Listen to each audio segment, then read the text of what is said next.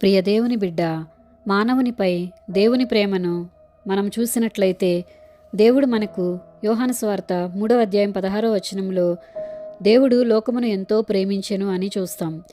ఎంతో అంటే దానికి ఒక ముగింపు అనేది లేదు అని అర్థం. ఇంకా ఈ వచనంలో చూస్తే, కాగా ఆయన తన అద్వితీయ కుమారునిగా పుట్టినవాని యందు విశ్వాసముంచు ప్రతివాడును నశింపక నిత్యజీవం పొందునట్లు ఆయనను అనుగ్రహించెను అని చదువుతాము.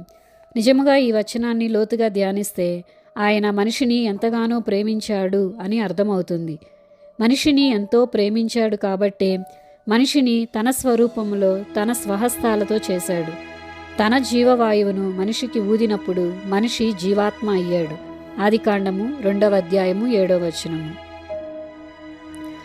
మనిషిని నిర్మించక మునుపే మనిషి కోసము కావలసినవి అన్నిటినీ చేసి అప్పుడు మనిషిని వాటిపైన ఏలికగా నియమించి ఉన్నాడు. మనిషితో ప్రతిరోజు దేవుడు మాట్లాడుతూనే వచ్చాడు. మనిషి దేవుని మాటను మీరి పాపం చేసినప్పటికీ దేవుడు ఆదాముకి అవ్వకి చర్మపు చొక్కాయలను చేయించి వారికి తొడిగించాడు. అంత ప్రేమ కలిగినవాడు దేవుడు. అప్పటి నుండి కూడా మనిషి విస్తరించటం చూస్తాం. విస్తరించే క్రమంలో మనుషులు దేవునికి వ్యతిరేకులుగా మారటం, దేవునికి ఎంతో కోపాన్ని తెప్పించటం చూస్తాం. కొన్ని సందర్భాలలో మనిషి చేసిన పాపానికి దేవుడు మానవాళిని నాశనం చేయడం కూడా చూస్తాం.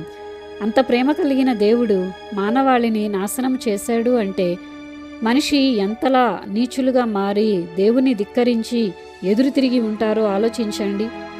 అయినా కానీ తనకి విధేయత కలిగిన వారిని, తన యందు భయభక్తులు కలిగిన వారిని దేవుడు నాశనం నుండి తప్పించటం కూడా మనం పరిశుద్ధ గ్రంథంలో చూస్తాం. ఉదాహరణకు నోవాహు, అబ్రహాము, లోతు, ఇలా అనేక మందిని చూస్తాం.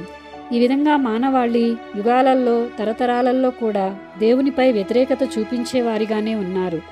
ఇశ్రాయేలు ప్రజలను కూడా చూస్తే దేవుడు ఏర్పరచుకున్న జనాంగముగా పేరు పొందినప్పటికీ వారు ఈ లోక ఆచారాల వైపు, ఈ లోక పోకడల వైపు చూసి దేవుని విడిచిపెట్టినా కూడా దేవుడు వారిని విడిచిపెట్టక ప్రవక్తల ద్వారా ప్రజలతో మాట్లాడుతూనే వచ్చాడు. అనేక సూచక క్రియలు, అద్భుత కార్యాలు వారి మధ్యలో దేవుడు చేయటం ఆయన ప్రేమకు నిదర్శనం కాదంటారా? మానవాళి రోజురోజుకి దేవుని ప్రేమను పొందుకుంటూ కూడా దేవుణ్ణి విడిచిపెట్టే స్థితికి దిగజారిపోతే దేవుడు ఇంకా తన ఏకైక కుమారుని ఈ భూమి మీదకి మానవుల కోసం మనిషిగా పంపించాడు. అంటే మానవులపై దేవునికి ఎంత ప్రేమ ఉన్నదో అర్థం అవటం లేదా? మానవులు నాశనము వైపు వెళ్ళకూడదు, నశించిపోకూడదు అని దేవుడు ఎంతలా ప్రాకులాడాడో మనం పరిశుద్ధ గ్రంథం మొత్తం చదివితే అర్థమవుతుంది. ప్రియులారా, మనిషి దేవునికి ఎంతో అవిధేయత చూపిస్తూ దేవుని మాట వినకపోగా దేవునికి వ్యతిరేకంగా మారినప్పుడు దేవుడు కూడా మనిషిని వదిలేస్తే మనిషి పరిస్థితి ఏమిటి? దేవునిచే నిర్మించబడిన మనిషికి అంత ఉన్నప్పుడు మరి దేవుడే గనక మనిషికి ముఖం చాటేస్తే మనిషికి మనుగడ ఉంటుందంటారా? ఈ భూమి మీద మనిషి ఎప్పటికప్పుడు క్రూరుడిగా మారుతూ ఉన్నప్పటికీ కూడా దేవుని ప్రేమ అంతకంతకు పెరుగుతూనే వచ్చింది. అది దేవుని ప్రేమ అంటే. ఎలాంటి స్వార్థం ఆశించనిది, స్వలాభం చూసుకోననిది దేవుని ప్రేమ. ఈ లోకంలో ప్రేమలను మనం పరిశీలిస్తే తల్లిదండ్రుల ప్రేమ చూస్తే దానిలో స్వార్థం ఉంటుంది.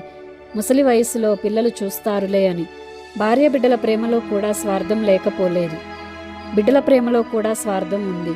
తోబుట్టువులు, బంధువులు, ఇంకా వీరి ప్రేమ అయితే ఖచ్చితంగా ఎంతో కొంత స్వార్థము, స్వలాభము ఉంటుంది.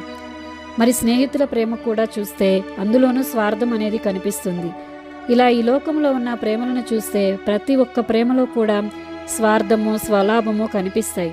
అయితే దేవుని ప్రేమను నీవు నిజముగా గమనించి అర్థం చేసుకోగలిగితే ఎలాంటి స్వార్థం లేనిదిగా, స్వలాభం ఆశించనిదిగా నీకు అర్థమవుతుంది.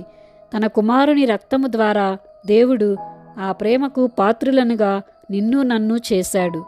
నీవు నేను నశించినప్పటికీ మనలను వెదకి రక్షించుటకే మనుష్య కుమారునిగా ఈ లోకానికి వచ్చాడు. మరి ఆ ప్రేమకు పాత్రులమైన నీవు నేను మనమందరము మోసం చేయకుండా ఆ ప్రేమకు విధేయత చూపుతూ విశ్వాసములో ముందుకు సాగుదాం. ఆమెన్.